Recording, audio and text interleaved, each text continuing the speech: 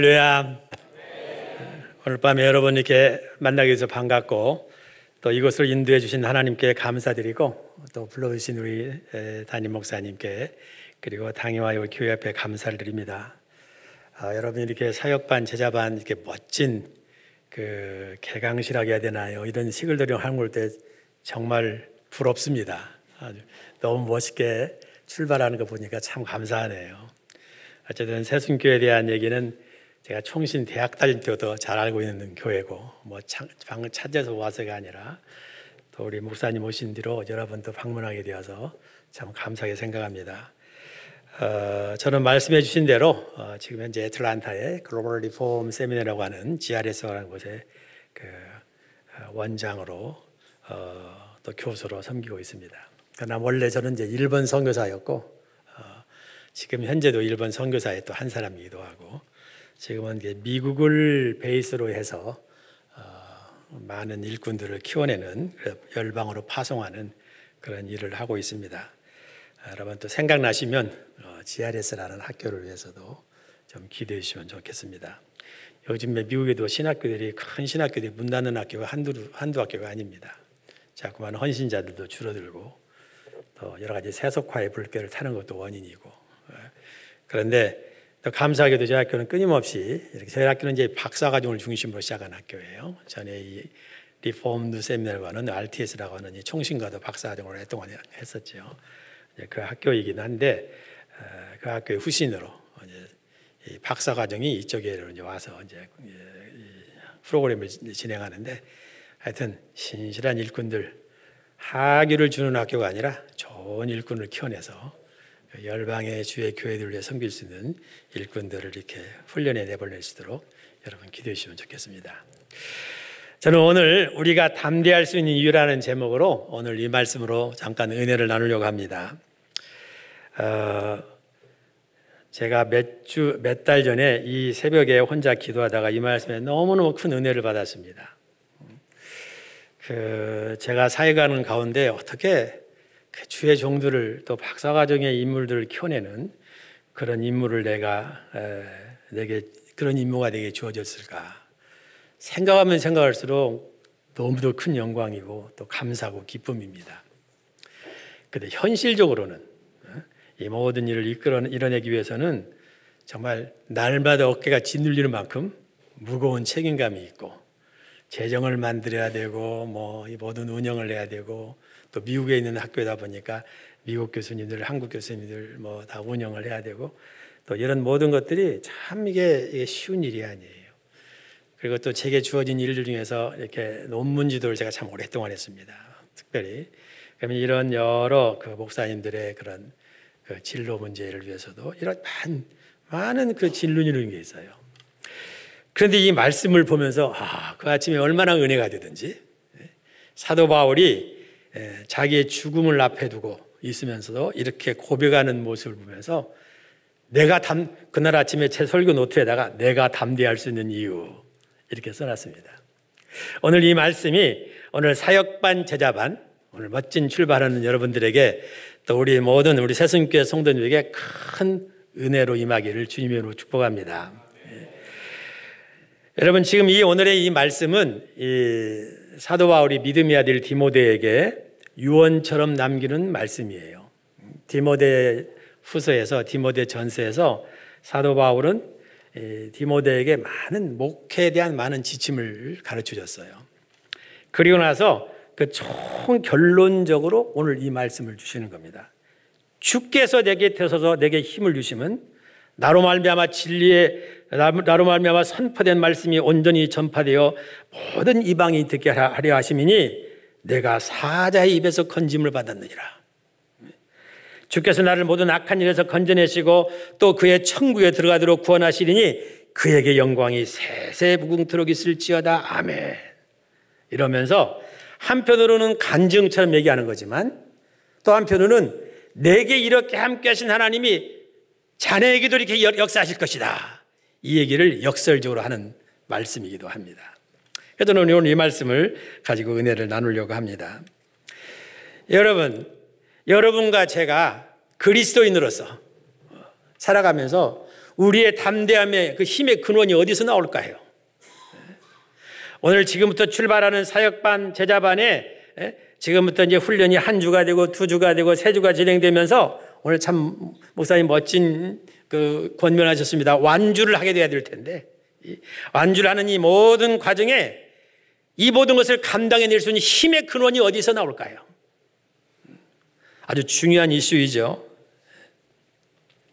지금 이 사도 바울은 믿음의 아들 디모데에게 간증처럼 이런 말을 하는 겁니다.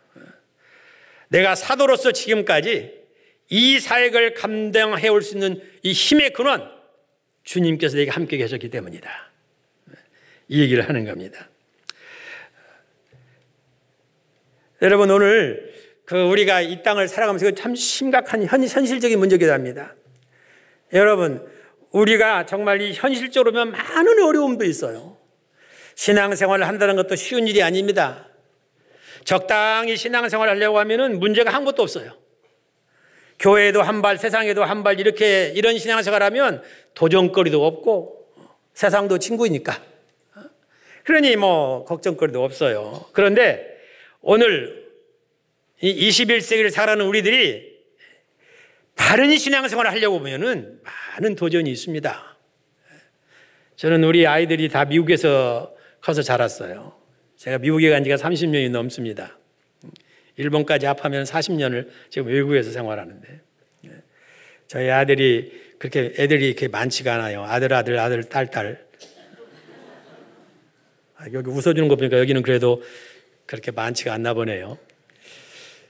하여튼 뭐 우리 세대도 아들 세, 딸 둘이면 이게 적지는 않더라고요. 미국에서는 보통인데. 그런데 우리 아이들이 미국에 살지만 미국에서도 바른 신앙생활을 하려면, 미국에서도 목회자가 바른 설교를 하려면 목숨을 걸어야 할 때가 되었어요. 보통 도전이 아닙니다. 그런데 우리가 이 달려가는 이 신앙생활의 길에, 우리 길에 많은 도전이 있지만 우리의 힘의 근원이 어디서 나오는가? 뭐가 우리의 담대함의 근거인가? 우리 사도 바울의 얘기부터 들어봅시다. 먼저 사도 바울은 본문에서 이렇게 자신의 담대함의 근거를 이렇게 말합니다. 오늘 17절 첫 절에 주님께서 내 곁에 서 계셨고 또 내게 힘을 주심은 내게 힘을 주셨다. 이 얘기를 하는 거예요. 이 짧은 한마디지만 이것이 사도 바울이 극심한 고난을 겪으면서도 항상 기뻐할 수 있었고 항상 감사할 수 있었던, 그리고 인내할 수 있었던, 마음의 평안을 가질 수 있었던 아주 근본적인 이유였다는 것입니다. 주께서 내 곁에 서 계셨다. 그리고 나에게 힘을 주셨다. 그 영어성으로 번역하면은요, 이 원문 성경에 보면은 요 말씀 가운데 중요한 접속사가 하나 붙어 있어요. 그러나라고 하는. 우리 성경에는 이 번역상에 그걸 이제 빼뜨렸어요. 네, 원문식으로 번역하면 이렇게 돼요. 그러나 주님께서 내 옆에 서 계셨다. 그리고 나를 강하게 하셨다. 영어 성경에는 그렇게 이제 그걸 살려서 번역을 했어요. But he stood by me and strengthened me. 그렇게 이제 번역을 했습니다. 근데 이 그러나라는 말이 참 의미가 있는 말이에요. 이 그러나 그러면 이 앞에 있는 말과 관계가 있다는 얘기 아닙니까? 이 앞에 있는 4장 16절에서는, 디모데후 4장 16절에서는 이렇게 말씀을 하고 있어요. 내가 처음 변명할 때 나와 함께한 자가 하나도 없고 다 나를 버렸으나 그들에게 허물을 돌리지 않기를 원하노라. 지금 이게 무슨 말을 하냐면요, 이 당시에 사도 바울 당시에는 이 법정에 섰을 때 친한 자기 친구들이, 동료들이 와서 변호를 해주는 그런 습관이 있었다고 그래요. 그러니까 가장 친한 친구들이 잘 아니까, 이 사람은 무죄다, 뭐 이런 변론을 해줬다고 그래요. 그러나 사도 바울의 경우 누가 당시에 사도 바울의 변호를 할 수 있었겠어요? 당시 예수 믿는 사람이라면 무조건 잡아서 죽이려고 하고 그런 환경이었으니 아무도 사도 바울을 위해서 변호를 해줄 사람이 없었다. 지금 그 얘기를 하는 거예요. 그러나 사도 바울의 얘기는 오늘 본문에서 그러나 나는 그들에게 허물을 돌리지 않기를 원한다. 왜? 그러나 주께서 내 곁에 서셨고 나에게 힘을 주셨기 때문이다. 인간적으로는 사람들이 다 내게서 떠났고 아무도 내 곁에 있을 수가 없었고 나를 위해서 변호할 수 없지만 그게 문제가 안 된다. 내 곁에 서신 분은 주님이 내 곁에 서셨다. 그리고 나에게 힘을 주셨다. 그것이 나의 힘이다. 비록 친구들은 나를 버렸고 내 곁에 설 수 없었지만 그 부활의 주님, 살아계신 주님, 역사와 만물을 홀로 한 손에 주시고 인도하시는 그 주님이, 그 다시 오실 주님이 내 곁에 서셨다. 그리고 나를 강하게 하셨다. 그런 거예요. 여러분, 이게 바로 오늘 사역반, 제자반으로 또 새로운 출발한 여러분들에게, 그리고 우리 모두의 근본적인 고백이라고 믿습니다. 우리가 지금까지 담대할 수 있었던 이유가 뭔가, 앞으로도 담대할 수 있는 이유가 뭔가, 그분이 내 곁에 계셨다. 그리고 나를 강하게 하셨다. 나에게 힘을 주셨다. 여러분, 나에게 힘을 주셨다. 나를 강하게 하셨다. 이 말씀은, 이 단어는 우리가 잘 읽는 다른 성경의 다른 구절에도 인용되는, 활용되고 있는 단어들이에요. 예를 들면, 디모데전서 1장 12절에 보면, 나를 능하게 하신 그리스도 예수 우리 주께 감사함은, 나를 충성되이 여겨 내게 직분을 맡기심이, 요때 요 말이 이 말 똑같은 말이에요. 나를 능하게 하신, 그 말은 나를 강하게 하신, 혹은 나에게 힘을 주신 그 그리스도 예수 우리 주께 감사함은, 우리가 잘 암송하고 있는 빌립보서 4장 13절에 쓰신 단어도 요 단어예요. 내게 능력 주시는 자 안에서 내가 모든 일을 할 수 있느니라. 이 말도 같은 말이에요. 내게 힘을 주시는 그분 안에서 내가 모든 일을 할 수 있느니라. 나를 강하게 하신 그분 안에서 내가 모든 일을 할 수 있느니라. 여러분, 때로 힘드십니까? 우리가 살아가는 일이 만만치가 않아요. 전 세계적으로 다녀보면 지금 참으로 경제적으로 쉽지가 않습니다. 튼튼했던 회사가 무너져서 고민하는 성도들도 많아요. 오늘도 우리 기도 제목으로 나왔지만 뜻하지 않은 질병으로 인해서 고민하는 분도 많아요. 사역을 잘 감당하고 싶은데 마음에는 원이로운데 여러 가지 환경적으로 도전이 되는 것도 많아요. 그러나 사도 바울처럼 우리도 담대하게 고백할 수 있는 것, 내가 담대할 수 있는 이유, 내가 포기하지 않는 이유, 내가 감사할 수밖에 없는 이유, 나 같은 자 곁에 서서 나에게 힘을 주시는 주님이 내 곁에 계신다 하는 거예요. 저는 이 40년을 근본적인 신분은 선교사의 신분입니다. 일본에서, 미국에서 일본교회를 하면서 또 여러 가지 교수 사역을 하면서 많은 어려움도 넘겼지만 똑같이 이렇게 고백할 수 있다고 믿어요. 나에게 힘을 주셨던 것은, 내가 여기까지 올 수 있었던 것은, 내가 오늘 지금도 이 사역을 감당할 수 있는 이유는, 감당할 뿐만 아니라 기쁘게 감당할 수 있는 이유는, 많은 기도 제목도 있지만 담대할 수 있는 이유, 그분이 내 곁에 서 계셨다. 그리고 그분이 나에게 변함없이 힘을 주셨고 힘을 주시고 힘을 주신다.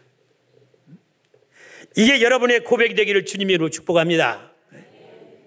주께서 내 곁에 서 계셨고 나에게 힘을 주셨다. 그런데 그 다음 구절에 보면은요, 이렇게 주님께서 내게 곁에 서서 나에게 힘을 주셨던 그 이유를, 목적을 이렇게 설명을 해요. 사도 바울이 말하기를 그 다음 구절에 보니까, 이는 나로 말미암아 선포된 말씀이 온전히 전파되어 모든 이방이 듣게 하려 하심이라. 나로 말미암아 선포된 말씀이 온전히 전파되어 모든 이방이 듣게 하려 하심이라. 다른 말로 하면, 쉬운 말로 하면, 내가 복음 증거자의, 복음 전도자의 사명을 다할 수 있게 하려고 그것 때문에 내 곁에 있어서 나를 강하게 하셨다. 여러분, 저와 여러분이 똑같지 않습니까? 오늘 우리를 사역반으로 세우는 것, 제자반으로 세우는 것, 이 새순교회 성도로 세우신 것, 우리가 그리스도의 일꾼으로 이 땅을 살아가게 하는 것, 한마디로 말하면 나로 말미암아 복음이 증거되어지도록, 나로 말미암아 그리스도의 복음의 증거자의 사명을 다할 수 있도록, 그러기 위해서 내 곁에 서서 나에게 힘을 주셨다는 거예요. 우리가 확실히 해야 되는 것이 하나 있어요.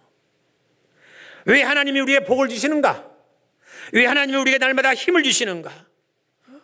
우리가 예수를 믿는 목적이 무언가? 우리가 예수를 믿는 목적이 그저 남보다 이 땅에서 더 많이 누리고 더 많이 건강하고 장수하고 더 많이 손에 집어넣고 이러기 위함인가? 하여튼 이 기복주의 신앙이 들어가는 곳은, 이 번영주의 신앙이 들어가는 것은 이 신앙의 목적이 달라요. 이미 우리가 많은 복을 하나님이 주셨음에도 불구하고 어떻게든지 조금이라도 하나님까지 이용해서 내 배를 채우고자 하는 것이 기복주의, 번영주의 목적이. 우리가 확실히 알아야 할 것, 왜 하나님께서 우리에게 은혜를 주시는가? 왜 하나님이 그분 앞에서 우리를 일꾼으로 세우시는가? 왜 우리 곁에 서서 날마다 우리에게 힘을 주시고 날마다 우리를 붙드시고 계시는가? 우리에게 주어진 복음 증거자의 사명을 다하도록. 오늘 이 제자를 반으로, 사역반으로 세워지는 최종적인 이유가 뭘까요? 이 땅에서 바른 예배자로, 바른 복음의 증인으로 살아내기 위해서 우리를 그렇게 불어내시는 거예요. 그런 훈련을 주시는 거란 말입니다. 그것을 감당하게 하는 이유는 주님께서 우리와 같은 자를 이 복음 증거자의 사명을 다하며 살아가도록.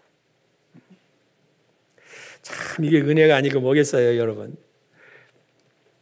저는 가끔 이런 어떤 때 힘들 때 이런 생각을 해요. 힘들고 뭐 그러지 않을 때 이런 생각을 해봐요. 뭐 이루어지지 않는 일이겠지만 이런 상상을 해봐요. 주님께서, 내가 어느 날 우리 주님 앞에 섰을 때 우리 예수님이 저에게, 야, 너 세상에 다시 한번 보낼 테니까 너 세상에 다시 한번 보내면 뭐 할래? 만약에 그러신다면 내가 뭐라고 대답할까? 저는 그런 생각을 해봐요. 하나님, 제가 하도 실수를 많이 하고 하도 잘못을 많이 해서 하나님께 할 말이 없지만 다시 한번 선교사 목사 시켜주십시오. 그럴 것 같아요. 이 땅을 살아가면서 그냥 구원받은 것만도 감사한데 주님을 위해서 일할 수 있는 거, 주님의 복음의 파트너로서, 선교의 파트너로서 일할 수 있다는 것이 이게 얼마나 복입니까? 무슨 직업을 가졌던, 뭐 나이, 신분, 고아를 막론하고 우리가 주의 일꾼으로 일할 수 있다는 거, 주의 복음의 증인으로 살아갈 수 있다는 거, 이것만큼 복이 어디 있느냐고요. 오늘은 그것을 위해서 우리가 복음의 증인으로 살아갈 수 있도록 하기 위해서 우리 주님은 우리 곁에 서셔서 날마다 우리에게 힘을 주시고 능력을 주시는 거란 말입니다. 여러분과 제게 주어진 이 복음의 증인의 역할을, 이 사명을 잘 감당해나가게 되기를 주님의 이름으로 축복합니다. 그런데 이 사도 바울은 그 다음 구절에 보면은요, 사도 바울이 이 하나님께서 내게 주신 은혜를 쭉 지금 설명하는데, 첫 번째 구절에서는 내가 그냥 담대할 수 있는 아주 근본적인 이유예요. 아주 간단하면서도 내가 이렇게 힘이 있는 담대한 이유, 주님이 내 곁에 서 계셨다. 그리고 나에게 힘을 주셨다. 근데 그 목적은 내가 복음 증거자의, 복음 전도자의 사명을 잘 감당하게 하기 위함이다. 그런데 그 일을 위해서 하나님이 부수적으로 주신 은혜에 대해서 몇 가지를 설명을 해요. 그 다음 구절은 이렇게 생각해요. 그 은혜가 뭐냐면, 내가 사자의 입에서 건짐을 받았느니라. 내가 복음 증거자의 사명을 잘 감당하도록 하나님은 나를 사자의 입에서도 건져주셨다. 그 얘기예요. 이 사자의 입에서 건짐을 받았다 하는 얘기는 그 당시에 관용어적인 표현이라고 그래요. 무슨 말인가 하면은, 이 사자의 입에서 건짐받았다는 얘기는 내가 죽을 고비에서 나를 구원해내셨다. 내가 건짐을 받았다 하는 이 당시의 어떤 좀 관용어적인 표현이라고 합니다. 그래서 칼빈 주석에 보면 여기를 지금 이 사도 바울은 자기가 수도 없이 죽을 고비를 넘겼던 그것을 회상하면서 이렇게 표현을 했다. 뭐 그렇게 설명을 합니다. 여러분, 사도 바울의 생애를 보세요. 예수 믿기 전에는 사회적으로는 잘 나가는 인물이었어요. 친구였어요. 그런데 예수 믿은 다음부터는, 사도로 세움받은 다음부터는 수도 없는 죽을 고비를 넘겼습니다. AD 58년 예루살렘에서 체포되어서 가이사로 호송되고 2년간 구금도 되고, 이 과정 안에서만 해도 수도 없는 죽을 고비를 넘겼어요. 그런데 하나님께서 왜 그렇게 하셨는가? 내게 복음 증거자 이 사명을 다하기 위해서 나를 사자의 입에서도 수도 없이 건져내셨다. 저도 가만히 이렇게 생각해 보니까 아마 우리 여기 이만큼 오신 사신 분들 가운데서는 참 그런 간증을 하라 보면 한두 번이 아닐 거예요. 아, 그때 내 생명을 하나님이 부르셨어도 전혀 문제가 없었겠다. 참 덤으로 사는 인생이구나. 저도 하여튼 몇 차례 사자의 입에서 건짐을 받았습니다. 작년에 제가 이렇게 나이가 많지도 않거든요. 올해 67이면 요즘은 100세 세대라고 하니까. 옛날에 제가 60이 되던 해에 일본에서 친하게 지내는 그 교회에서 집회를 했는데 60 딱 생이 되는 때 일본 동경에 있는 어느 교회에서요. 권사님들에게. 권사님 제가 60인데 오늘 특별한 잔치 안 해줍니까? 그랬더니 우리 권사님들 연세 많은 권사님 친하시니까 아이 목사님 이거 60세 이거 잔치 주라면 빨리 죽으라는 얘기요. 요새 무슨 60에 무슨 그따위 소리를 합니까? 70도 할까 70대도 할까 말까 하는데 요즘 이제 사람의 수명이 길어지고 그래도 작년에 이제 이 심장에 문제가 생겨서 몇 년 동안 심장을 착 체크하다가 결국은 큰 것이 아니라 유전적인 요소가 있다. 여기 이제 페이스메이커라고 하죠. 여기다가 이제 심장에 배터리를 집어넣은 거예요. 그래서 이제 여기서 이제 이 자체적으로 이렇게 기능을 못하면은 갑자기 무슨 위험이 생기면 얘가 이제 안에서 샥을 해서 이게 기능을 정상화시켜서 그런 장치를 넣었어요. 우리 형님이 2년 전에 갑자기 돌아가셨는데 의사의 말에 의하면 아마 똑같은 병이었을 것이다. 어쨌든 이제 에머리 대학병원이나 미국에 큰 병원이 있습니다. 이런 걸 하려면 하여튼 준비가 많지 않습니까? 그래서 뭘 꽂고 마취를 시키고 그냥 이게 호등갈비를 떠니까 이거는 수술도 아니고 시술에 속해요. 그럼에도 불구하고 그 전에 심장병 테스트로 한 거 항상 가보면 사람이 이렇게 해서 그냥 끝나는구나. 하나님이 이렇게 해서 부르실 수도 있겠구나. 이런 걸 이제 몇 번을 이제 넘기다 보니까 이런 것만이 아니라 갑자기 사고로 하나님이 차가 그냥 이 큰아들 태워가다가 차가 몇 바퀴를 또글또글 굴렀는데 둘 다 차는 완전히 전파되었는데 둘 다 멀쩡한 거 보면은 하나님이 참 그때도 사자 입에서 건져내셨구나. 여러분 이게 인생 살다 보면 우리 그런 일이 어디 한두 개 있습니까? 많은 일들이 있어요. 왜 그랬을까요? 하나님께서 아직도 이 땅에 주께서 맡기신 사명들이 있으니까 우리를 통해서 이루고자 하는 그 일이 있기 때문에 때로 우리가 죽을 고비에 놓일 때도 하나님은 우리의 생명을 여기까지 보존하셨다. 구약성경에 보면 아비가일이 다윗에게 와서 그런 고백을 합니다. 당신은 하나님이 생명싸개로 싸서 보호하시는 분이십니다. 여러분과 제가 여기까지 온 것은 우리 주님이 우리의 생명을 여기까지 보존하셨고 주께서 우리에게 맡기신 사명을 감당하기 위해서 우리는 때로 여기까지 죽을 고비에서도 수도 없는 죽을 고비에서 여기까지 건지시고 인도해 오신 거란 말입니다. 여러분 이것에 우리 감사하십시다. 그리고 그 다음 구절은요 똑같은 얘기지만 또 다른 얘기를 해요. 사도 바울은 계속해서 이제는 주께서 나를 모든 악한 일에서 건져 주실 것이다. 주께서 나를 모든 악한 일에서 건져 주실 것이다. 여기 사자 입에서도 건져내셨다. 모든 악한 일에서 건져내 주실 것이다. 요 쓰여진 건져내실 것이라는 동사가 똑같은 동사예요. 그런데 앞에 것은 과거형으로 기록됐고 여기 것은 미래형으로 기록이 됐어요. 이게 아주 의미가 있는 얘기입니다. 앞에 것은 이미 사자의 입에서 수도 없는 죽을 고비에서 우리를 건져내셨다. 하나님의 전능하신 손으로 우리를 건져내셨다 하는 것을 강조하는 얘기고, 그리고 여기에서는 주께서 모든 악한 일에서 나를 건져 주실 것이다. 이거예요. 미래형이에요. 이게 무슨 말이냐면 주께서 나를 모든 악한 일에서, 이 악한 자의 공격에서 나를 건져 주실 것이다. 지금 사도 바울은 죽음을 목전에 두고 있으면서 이 얘기를 하는 거예요. 나를 모든 악한 일에서 건져 주실 것이다. 이 말씀을 잘 이해를 하려면 이런 야베스의 기도에서 나오는 기도를 들어보면 알아요. 야베스가 기도할 때 이런 기도를 해요. 모든 환난의 소리를 건져달라고.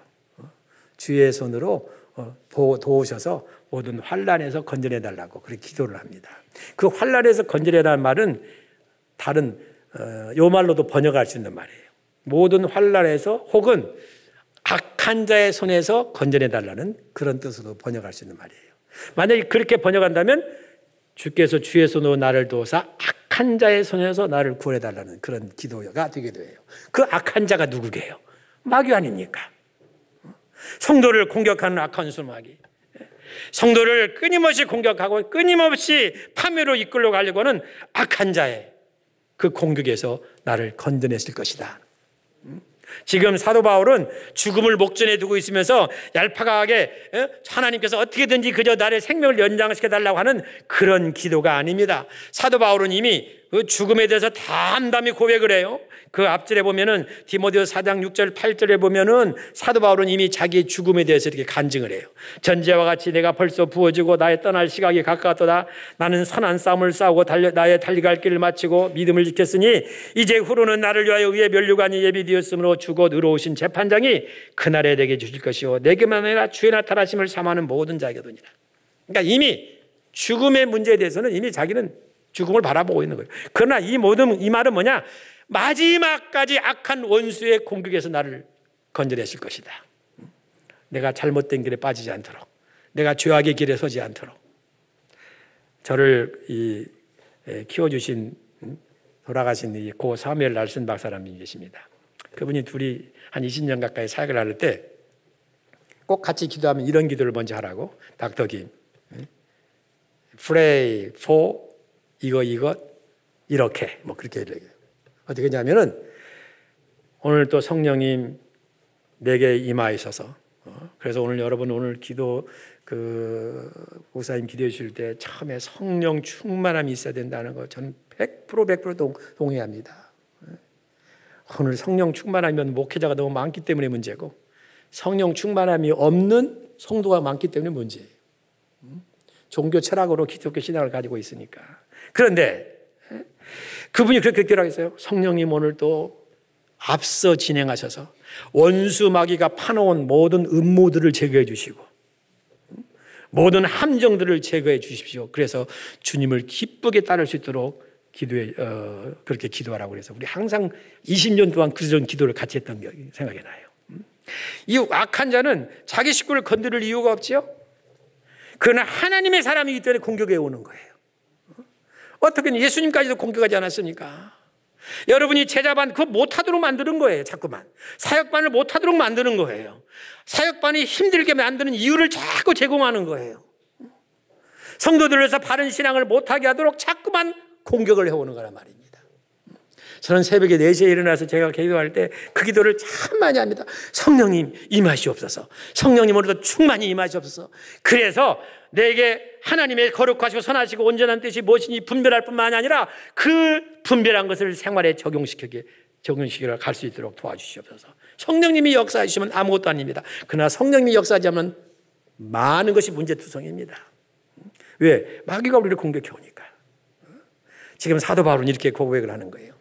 주님이 내게 주신 이 복음 전도자의 사명을 다 감당하기 위해서 내 곁에 서서 나에게 힘을 주셨는데 어떤 방식으로? 사자의 입에서도 건져내시고 날마다 악한 원수 마귀가 무시로 우리를 공격해 오지만 그 공격에서 우리가 능히 이겨낼 수 있도록 나를 건져내실 것이다 하는 거예요. 여러분 이 사역반 제자반 이걸 진행함에 있어서 날마다 이런 고백이 있기를 주님으로 축복합니다. 주님께서 나와 함께 하시기 때문에 내가 사자 입에서 건짐을 받을 뿐만 아니라 날마다 악한 원수의 공격에서 능히 이기고 남을 것이다. 이런 고백이 여러분 고백이 되기를 주님으로 축복합니다. 그런데 이제 사도 바울은 한 가지를 더 얘기를 하죠. 나를 사자 입에서도 건져내실 뿐만 아니라 나를 모든 악한 원수마귀의 공격에서부터도 건져내실 것이다. 그런데 그 다음 구절이 이제 그 후로는 그의 천국으로 나를 들어가도록 구원하실 것이다. 야, 이 짧은 구절에 어떻게 이런 간략하면서 이런 고백들을 할 수 있었을까? 참 대단해요. 그의 천국에 들어가도록 구원하시리니. 여러분 천국이 있음을 믿습니까? 별로 힘이 없네요. 천국이 있음을 믿는가요, 확실히? 미국 사람들 가운데 반절 이상은 천국 안 믿어요. 천국은 영화에서 나오는 것처럼 믿어요. 오늘날 많은 신앙인들이 천국을 실제로 믿느냐? 안 믿어요. 여러분, 천국은 그저 우리 개념이 아닙니다. 천국은 하나의 유토피아, 우리 꿈꾸는 그런 곳이 아니에요. 천국은 실제이고, 천국은 팩트입니다. 천국이야말로 우리에게 천국에 있다는 것이 우리에게 무한한 힘이에요. 저는 지난 10년 동안 아주 가까웠던 사람은 10명 이상을 천국에 보냈습니다. 내가 사랑했던 아내도 먼저 천국에 보냈고, 저의 부모님 천국에 다 보냈고, 장모님, 장모, 나를 키워주신 미국의 은사님들 아주 가까운 10명을 천국에 보냈어요. 그분들 마지막을 저는 다 지켜봤었습니다. 대부분. 예외 없이 그분들의 그 마지막 천국의 소망이 그분들 마지막을 얼마나 빛나게 하는지. 왜? 천국이 보이니까. 우리 아버님이 이제 94세로 한 5년 전에 돌아가셨어요. 제가 아버님 배를 이렇게 만져드리면서 아버지 지금은 천국이 보이시죠? 끄덕끄덕. 예수님도 보이시겠네? 끄덕끄덕. 아이고 아버님 좋으시겠다. 그 천군 전사도 보이죠? 끄덕끄덕. 먼저 돌아가신 어머니도 얼굴도 보이겠네? 끄덕끄덕. 저를 아까도 얘기했던 우리 사무엘 날슨 박사님이라는 분이 한 5년 전에 갑자기 췌장암으로 돌아가셨어요. 심장에 거기도 문제가 있던 분인데 심장 체크하러 갔다가 췌장암이라고 발견이 되어서 그 말 듣고 한 달 만에 돌아가셨습니다. 그런데 그분이 이제 이 마지막 병상에 계실 때 돌아가시기 이틀 전에 두 아들이 아버님을 찾아갔다고 그래요. 아버지가 이제 그 장례식 때 그 아들이 그 간증한 걸 제가 들었어요. 그런데 한 분은 목사님이고 한 분은 파일럿이에요. 근데 이렇게 그 아버지가 양쪽에서 아버지 손잡고 아버지는 말을 못할 때 있으니까 아빠, thank you, daddy, thank you so much 이렇게 인사를 하니까 이렇게 고백을 하는데 갑자기 이분이 손을 이렇게 병상에 누워 있더니 움직이도 못하던 분이 이렇게 누워서 이렇게 한동안 천국을 하늘을 가르치고 이렇게 가만히 있다가 조용히 손을 내놓고 그로부터 얼마 안 돼서 사실 숨을 거뒀다고 그래요. 그 아들이 목사님이 이런 고백을 해요. 우리 아버지의 마지막 모습에서 천국을 가리킨 그 손가락을 나는 잊을 수가 없다. 이게 내게 천국의 소망을 확실하게 준 너무도 큰 간증이었다. 천국이 그냥 있는 그런 하나의 상상이 아닙니다. 천국이 우리에게 있다는 것은 여러분 구원받으면 이런 구원의 세 가지 측면이 있어요. 구원받았어요. 우리는 이것을 칭의라고 해요. 구원을 받을 날마다 우리는 구원받고 있어요. 이걸 성화라고 해요. 마지막에 구원을 완전한 구원을 받을 거예요. 이걸 영화라고 해요. 여러분 우리에게 천국이 있다는 것이 우리에게 얼마나 힘이 됩니까? 저는 마지막에 이 땅에서 복음을 위해서 흘렸던 눈물이 그것을 최고의 보상받는 날이 언젠가요? 여러분 사역반 제자반 하면서 눈물을 흘렸던 그것을 어디서 보상받나요? 주님 앞에서 보상받는 거예요. 제가 작년 1년 동안 전재석 집사라는 분을 케어를 하다가 천국을 보냈어요. 이분은 70세에 제가 우리 몇 명이 예배드리는 교회를 찾아오셨어요. 70대에 재혼을 했는데 제가 주례를 했어요. 그러고 나서 한 달 만에 있다가 대장암으로 판명돼서 1년 있다 돌아가셨어요. 70에 결혼하고. 그런데 내가 처음에 만났을 때 제가 집사라고 나에게 소개를 받았으니까 전재석 집사님 그러니까 예 목사님 저는 사실 예수도 안 믿거든요. 근데 교회 가서 그냥 집사라고 불러서 집사가 됐어요 그러더라고요. 그래서 제가 이건 가만히 놔두면 안 되겠다 싶어서 그냥 집사님하고 착각하지 마. 집사님이 신앙인이라고 집사라고 불려준 게 아니고 집을 잘 지키라고 집사라고 한 거예요. 그러니까 교회하고는 관계가 없어요. 그러면서 이제 복음이 이 사람이 예수를 믿기 시작하니까 암이 되니까 이제 마지막에 되니까 복음이 얼마나 스트레스도 들어가는지 어느 날 가보면 목사님 어젯밤에 꿈에는 예수님이 나타났는데요. 하얀 옷을 입고 나를 그렇게 환영해 줬다는 이런 얘기도 하지 않나? 그분이 돌아가실 때 이제 마지막 임종에 이제 병원을 가서 이제 그 옆을 지켜보고 있는데 말도 못하지만 그분이 마지막 숨을 거두는 그 시간에 전재석 집사라는 분이 제 앞에서 보여준 1년 반 동안 보여준 가장 평안한 얼굴로 이 세상을 떠났습니다. 왜 그렇게 될까요? 천국을 가기 때문에. 천국은 꿈이 아니고 상상이 아니고 우리에게 천국이 있다는 거, 그분이 우리를 주의 천국에 들어가도록 하실 것이라는 거예요. 여러분과 저의 이 지상에서의 모든 수고 노력, 이 마지막의 최후의 보상은 그분이 이미 우리를 그분의 천국으로 들어가게 하실 것이다. 그러니 여러분 우리 감사합시다. 그리고 마지막으로는 그러니까 이 바울의 고백이 마지막으로는 송영으로 끝납니다. 닥살로지로 끝나요. 뭐라고 얘기하는가요? 바울이 제일 마지막에는 영광이 그에게 세세토록 있을지어다. 아멘. 주님이 나 같은 자의 곁에 서서 나를 인도하시고 나를 복음 증거자로 삼으시고 이 사명 감당하기 위해서 잘 감당해서 사자 입에서도 건져내고 악한 자의 입에서도 건져내고 그리고 장차 천국에까지 이르게 하시는 그 은혜를 생각해 보니까 내가 가슴을 치며 고백할 수 있는 말, 영광이 그에게 세세토록 있을지어다. 아멘. 제가 한 20년 전에 동경에서 강의를 할 때였어요. 우리 꽤 알려진 목사님이신데 이런 쉬는 시간에 이런 질문을 해오셨어요. 교수님 보실 때 한국 교회의 가장 핵심적인 문제가 뭐라고 생각하십니까?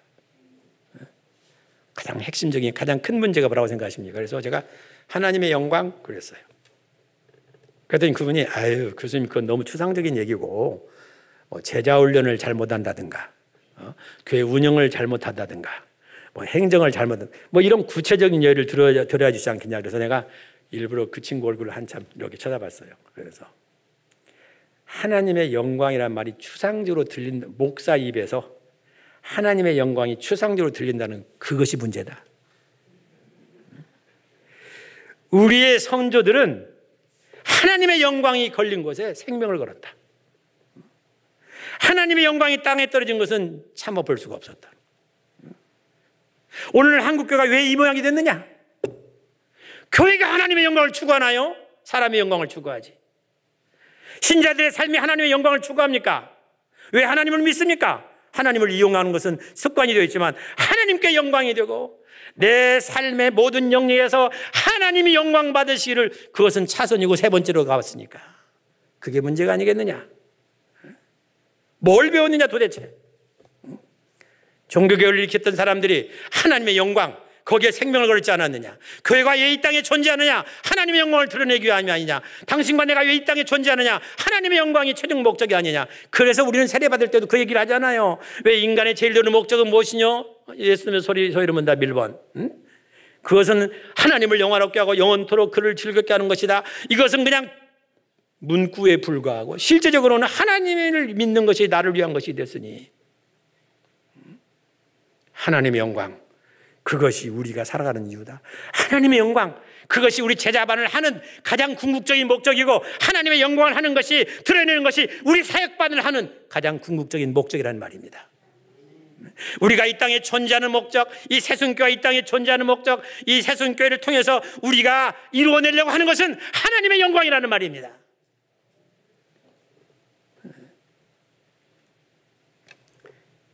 그래서 사도 바울이 그런 얘기를 하는 거예요. 내가 누구냐? 내가 나는 예수 믿는 사람을 잡아 죽였던 사람이고 나는 죄인 중에 괴수였다.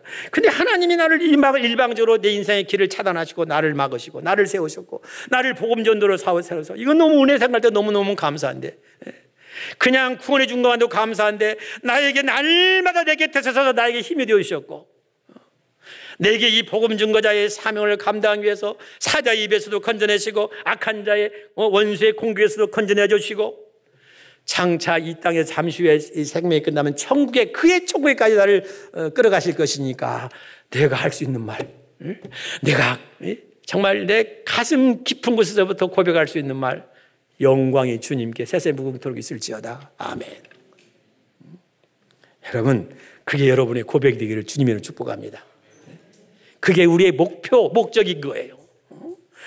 이것을 통해서 우리의 이런 훈련이나 이런 교육을 통해서 내가 더욱더 하나님의 영광을 소중히 여기고 하나님의 영광을 드러내는 자로 훈련을 받고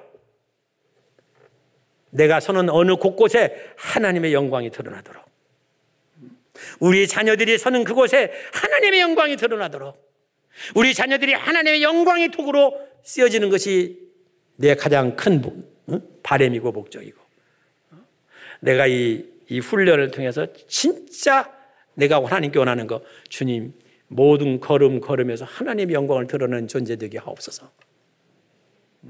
이것이 여러분들의 궁극적인 기도가 되기를 주님으로 축복합니다. 이제 말씀을 정리해 보려고 합니다. 여러분, 여러 가지 우리가 신앙생활을 한다는 것은 쉬운 일이 아니에요. 왜? 쉬운 일인데도 쉬운 일이 아니에요. 마귀가 공격을 하기 때문에, 계속해서 많은 세상의 유혹과 도전이 있기 때문에, 적당히 믿으려고 하면 아무런 공격도 없어요. 그러나 바로 바른 신앙 고백을 하려면 이 세상과 마귀와 가만히 두지 않습니다. 그러나 우리는 그런 것이 절대로 믿는 사람에는 염려가 되지가 않아요. 제가 한 20년 전에 멤피스에서 일본인 성경 공부를 인도할 때였습니다. 일본인 성경 공부를 인도하는데 로마서를 강의할 경력이 있었어요. 근데 그 마귀론이 나왔어요. 그래서 제가 갑자기 이 목회자들은 갑자기 뭐 하다 보면 탁 떠오르는 게 있잖아요. 이게 한 7, 8명이 이게 부인 애들이 앉아서 이렇게 성경 공부를 하는데 제가 물어봤어요. 일부러. 제일 옆에 계시는 분, 오른쪽에. 이분이 그 그룹의 대빵이야. 그걸 뭘 물어봤냐면은 성도가 마귀와 싸우면 이깁니까? 집니까? 여러분이도 물어볼까요? 성도가 마귀와 싸우면 이깁니까? 집니까?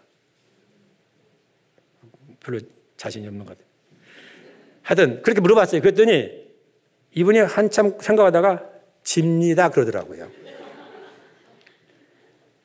제가 그래서 이거 뭐야? 그래서 그다음 옆 사람에게 물어봤어요. 다 물어보려고. 이분부터는 대답이 아주 빨라요. 왜? 이 왕초가 집니다 그러는데 어디 거기서 감히, 또 일본 사람들은 단체주의잖아요. 이기니까 집니까? 말 떨어지면서 집니다. 야, 이거 큰일 났다 싶어가지고 오늘은 내가 도전을 한번 단단히 해야 되겠다 싶어서 한 1, 2분 가만히 말 않고 쳐다보고 있으니까 성도들이 불안하죠. 그래서 이렇게 노려보다가 이 성경 제가 갖다가 팡 치면서 이깁니다! 내가 다시 묻겠습니다. 성도가 마귀와 싸우면 집니까? 이깁니까? 그랬더니 아무 말도 안 하죠. 그런데 왜 하냐면, 여러분 내 질문을 잘 들어보세요. 당신이 마귀와 싸우면 집니까? 이깁니까? 내가 물어봤습니까? 성도가 마귀와 싸우면 이깁니까? 집니까? 물어봤습니까? 성도가 마귀와 싸우면 이깁니까? 집니까? 그 말은 성도에게 있어서는 마귀는 아무것도 아니지 않습니까? 어떤 하루꼬라는 이 자매는 저랑 이 영접하기 기도하기 약속해놓고 그날 다음날 집에 갔더니 목사님 나 오늘 영접기도 못해요. 왜? 어젯밤에 엄마한테 전화가 왔는데, 일본에 전화가 왔는데 예수 절대로 세례받지 마라. 세례받았다는 그날부로 선조의 귀신이 다 달라서 너한테 공격할 거니까. 그래서 제가 그거 내가 대신 받아줄게. 그 공격이 있다고 하면 내가 대신 다 받을 테니까 염려하지 마라 했더니 그분이 하루꼬란 자매가 센세는 무섭지도 않습니까? 그래요. 안 무섭다. 왜? 그거 거짓말이니까. 둘째, 있다고 하더라도 우리 예수님은 왕 중의 왕이고 신 중의 신이니까. 그분이 그날 세례받고 좋은 크리스찬이 됐어요. 마귀는 이렇게 공격이 오는 거예요. 그래서 제가 그렇게 얘기하고 나서 성도가 마귀에게 진리가 있습니까? 성도 안에 누가 역사하시는데? 다시 묻겠습니다. 성도가 마귀에게 지면 이깁니까? 이깁니까? 이깁니다. 살짝 대답을 해. 크게 얘기하시오. 이깁니까? 집니까? 이깁니다. 다 이긴대. 여러분, 우리 성령께서 우리와 함께 하시는, 성령이 우리와 함께 하셔서 여러분과 제 신앙생활에 힘을 주시고 계시지 않습니까? 우리 주님이, 우리 성령님 우리 곁에 서서 우리에게 힘을 주시니까 이것이 우리가 담대할 수 있는 이유이고, 이렇게 베풀어 주신 은혜는 우리가 주신 복음 증거자의 사명을 잘 감당하도록, 그래서 주님은 우리에게 사자의 입에서도 건져내시고 악한 운수 마귀의 공격에서도 건져내시고 천국에까지 들어가게 하시니까, 여러분 날마다 이렇게 고백하며 나갑시다. 영광이 그에게 세세무궁토록 있을지어다. 아멘. 이것이 오늘 사역반 제자반으로 출발한 여러분 모두에게, 우리 모두의 아름다운 신앙 고백이 되기를 주님의 이름으로 축복합니다. 우리 같이 한번 기도합시다. 하나님,